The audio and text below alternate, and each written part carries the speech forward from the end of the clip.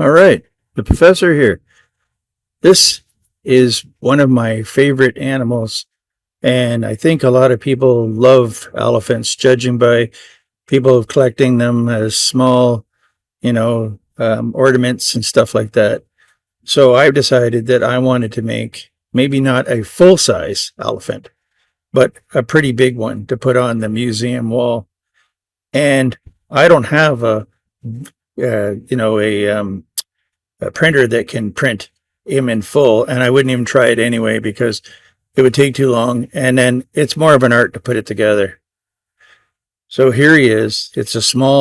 Starts off as a small print, and you have to, of course, the STL file that you can get. I bought these off of Colts, in a package of a lot of different animals. So this one here, I'm going to slice up to make it convenient to print. So if you follow what I'm doing on the screen, some places it's sped up.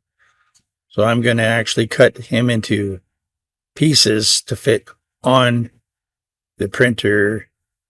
What do they call it? The platform, I call it. All different names. And funny thing, when you're on video, you always forget the real technical names. But anyway, you get the idea. The printer plate. There you go. I had time to think.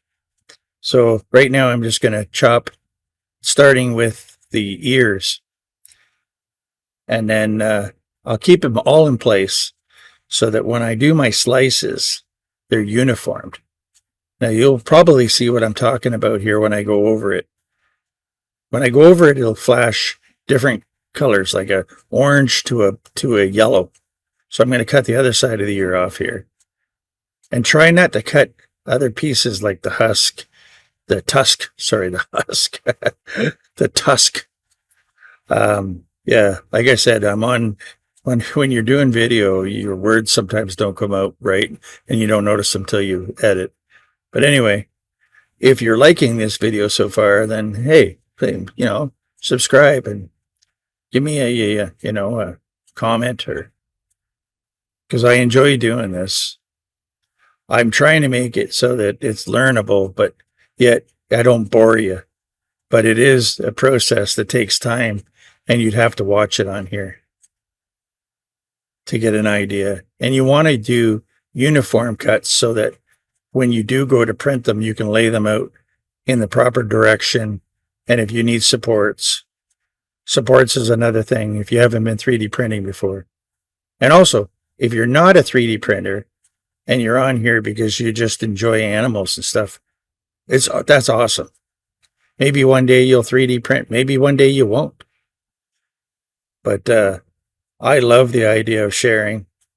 I notice on videos that people see what I'm doing, because I know that I was one of the starts of making full-size animals on small 3D printers.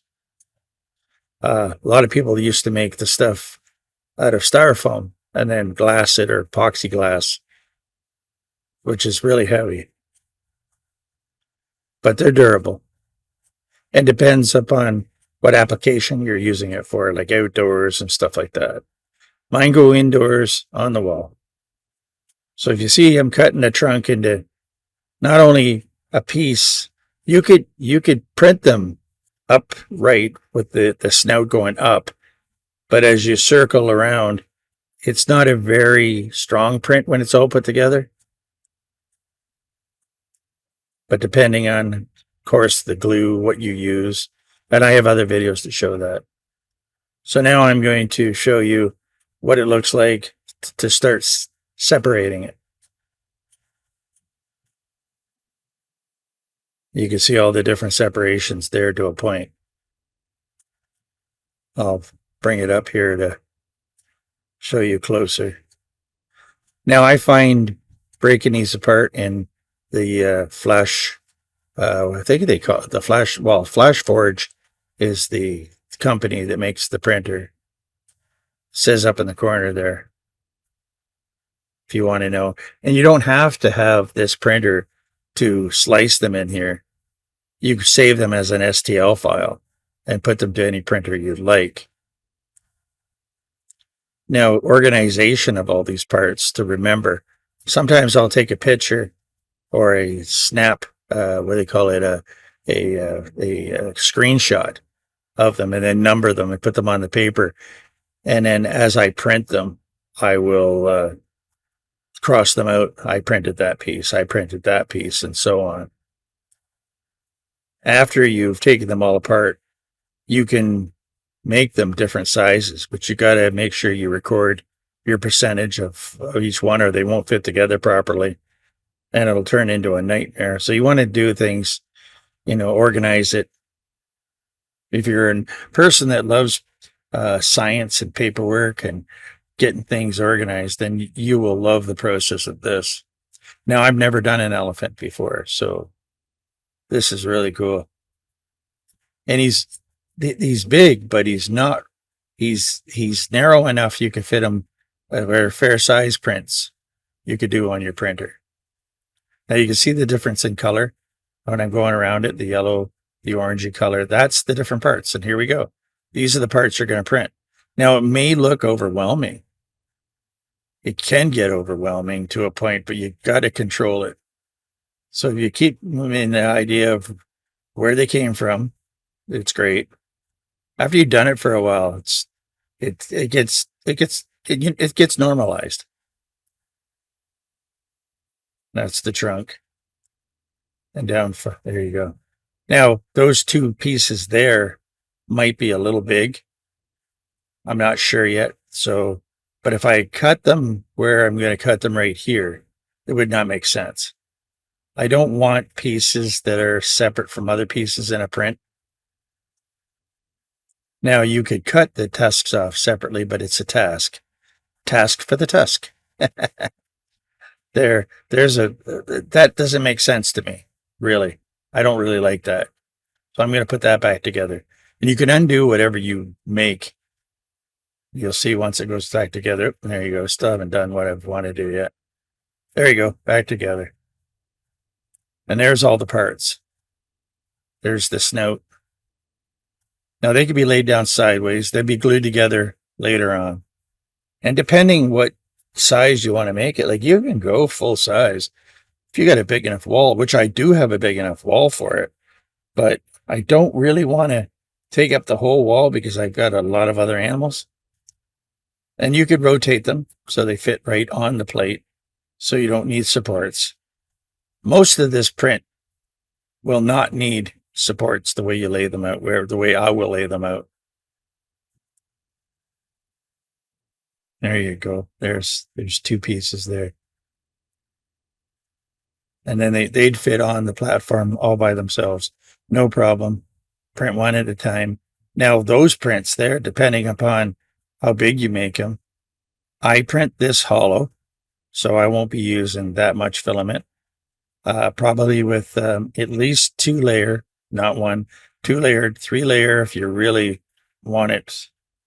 Like you can get away with the 2-layer because if you look at the pieces, you can see how much support they have on each. Once you glue them together, it's like in school when you're gluing toothpicks together, you got to make a strongest bridge to hold a brick, suspend a brick from it. It's all to do with support, and you'll have more than enough support. I think this is really cool. My favorite part of making these prints is actually painting them. I love the idea of putting them together and sanding them down and doing all the grooves, cleaning it up. Here's a little bit of, now if you look at this, this could drive you a little bit crazy. There's all the parts. So you want to kind of organize them together. So that's what I'm doing here. I'm organizing so my brain can adjust to it and say, hey, look, that goes there. Oops. That goes there. I think that's the eye, where the eyes are. And all the earpieces so that you know roughly where they go. I know this is a long video of if you're speeding through it and you've never done this before, I wouldn't suggest to do that. I would suggest I cut the video down shorter and moved it quicker. I've sped it up so that I could talk over it and make it more understanding. But this is where I'm talking about to number them and to figure out, okay, I printed that one, I printed this one. Now you can print them in the order of where you can assemble them so that it start in the center with the eyes, the tusks, and then start on the nose and the ears out. That way you have it. Because if you start from the ears, you could build the ears. It's to me, I mean, it's got to be fun. So it's not as fun. It's fun to see something start to develop from the center out. And here, this is where I'm showing you. Now here's where you can number all the parts. And now you can see roughly what you got. Not from that angle. It's not a very good angle to see them from. That one I'm still trying to figure out because that's a little bit large. So there, now that's a good spot to cut it. Now it will fit on the platform, and then you'd put it in a position where the tusk would be probably pointing up in the air so that it would print better. If you go to my videos and watch my print videos, you'll see what I'm talking about.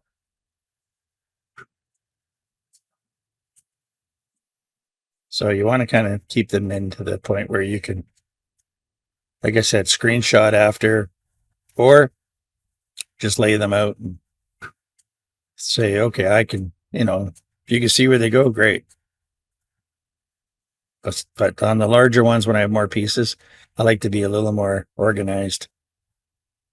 And here's all the parts going back together just to show you where it came from. Yep. And there you go. There he is.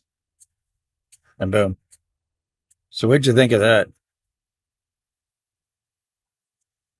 I'm going to save it here into a program so that I can just pick it up later and it'll all be this and all have the same percentage and sizes. And then if I want to make it bigger from here, I either click on select all and make them all big at the same time, or each piece say, okay, I want to go another 50%. But you got to remember, it's so important to remember, I made that 50%. And you're going to flip these to this, like I would probably go like a shark fin so they would print up like the part of the ear there. Anyway, let me know what you think. Thanks for watching, and please subscribe.